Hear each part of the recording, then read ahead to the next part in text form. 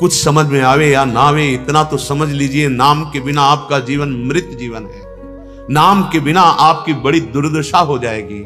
ये बहुत सोच विचार करके ब्रह्म ऋषियों ने जो लिखा है उसे समझिए आप। ये मानव जीवन आपको बार बार नहीं मिलेगा, बार बार तो बनत नहीं। यह संजोग अनूप मानुस्तन वृंदा विपिन रसिकन संग विविरूप।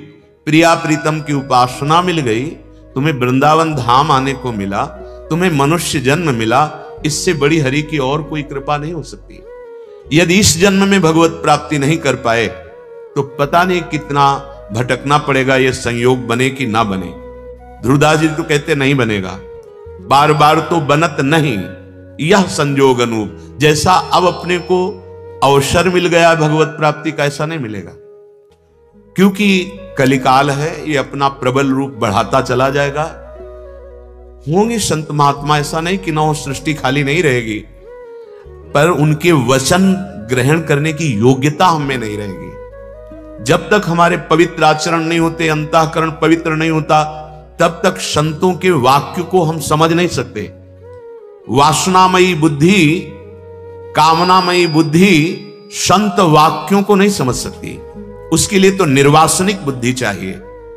कलिकाल का ऐसा वासना में प्रभाव बढ़ेगा कि संत वाक्य उसको एक उपहासास्पद वाक्य लगेंगे। ऐसा कैसे हो सकता है, वो ऐसा सोचेगा। अभी बुद्धि कुछ शुद्ध है, अभी सत्संग मिल रहा है, अभी मन में आ गया है कि भजन करना चाहिए, कर लो। ये बार बार ऐसी कृपा नहीं होगी। बंधन कर्म कठिन जे पहले सोऊ काट बहावत। जिसको ये समझ में आ गया कि ये शरीर मैं नहीं हूं, मेरा नहीं है, ये मिला है, जो मिला है वो छूटेगा, तो हम असली कमाई कर लें।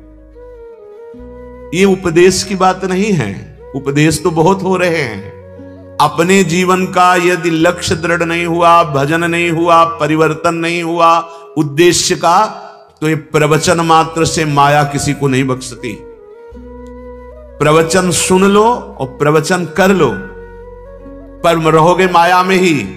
जब तक अव्यावृत भजनात्, निरंतर भजन नहीं, तदर्पिता अखिलाचारिता, समस्त कर्म भगवद अर्पित नहीं, तब तक हृदय का परिवर्तन नहीं होता।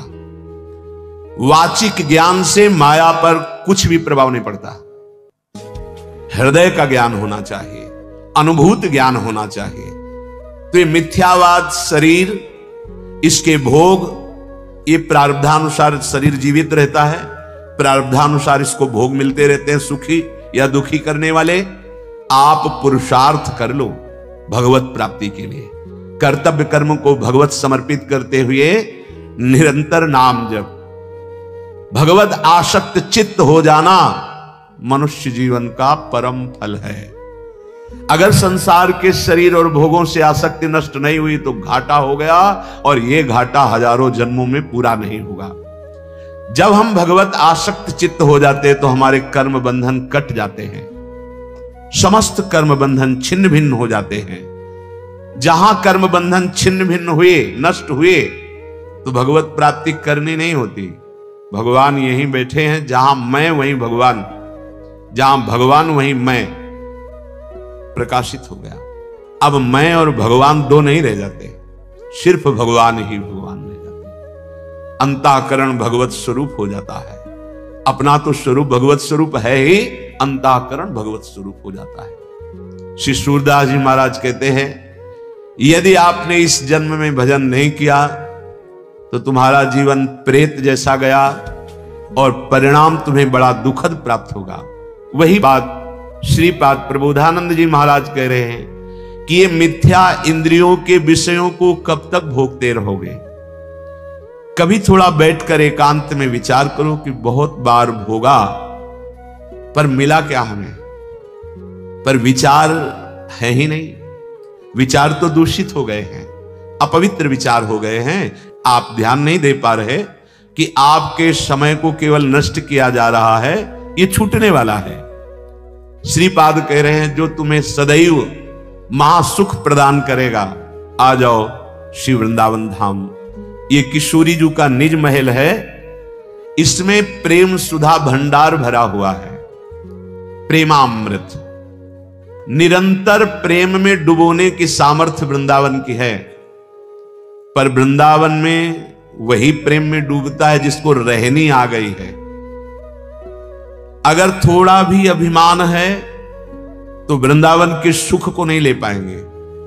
वृंदावन इह विधि बसे तज के सब अभिमान, धन का अभिमान, बुद्धि बल का अभिमान, शरीर बल का अभिमान, साधन बल का अभिमान, ये धाम है। जब आप इस धाम की रज में लौटेंगे, रसिकों का संग करेंगे, तो अभिमान अपने आप गलित हो जाएगा।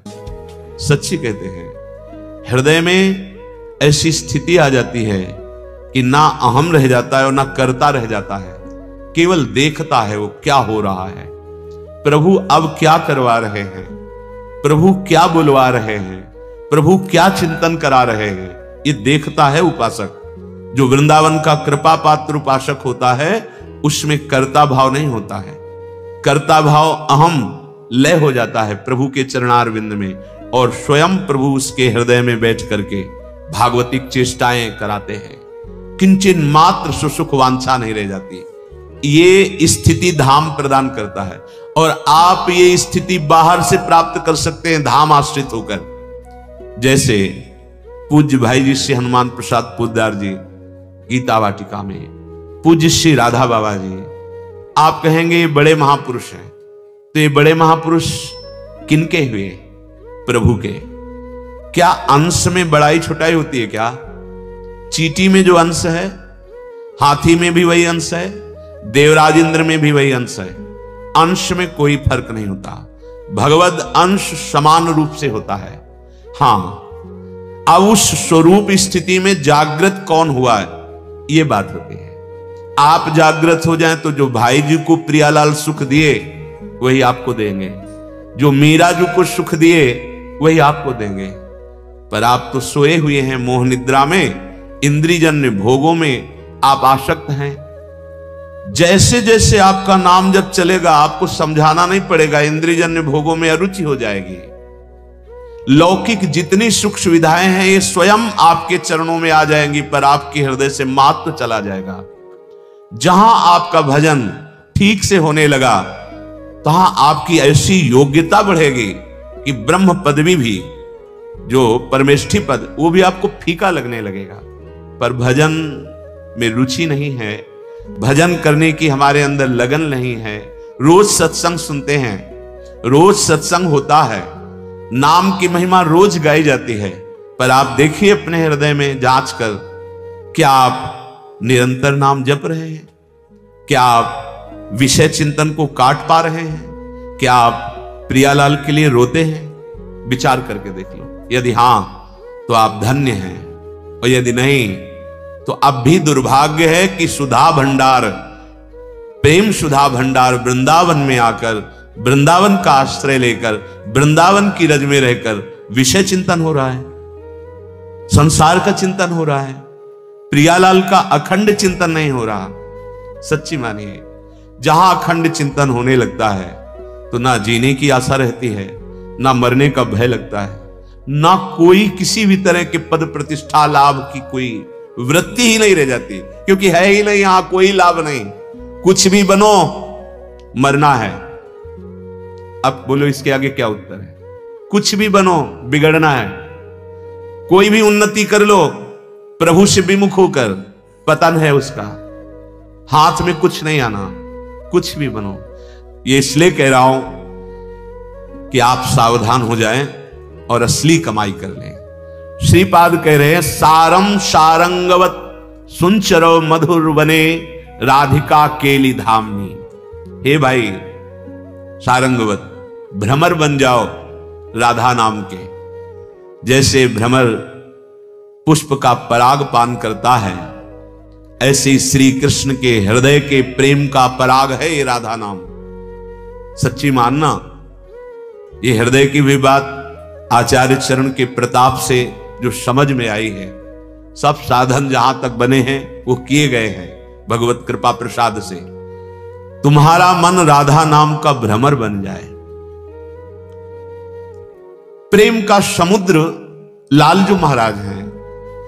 और उस समुद्र का सार प्रिया जो है, और प्रिया लाल दोनों को अधीन कर ले, वो राधा नाम है।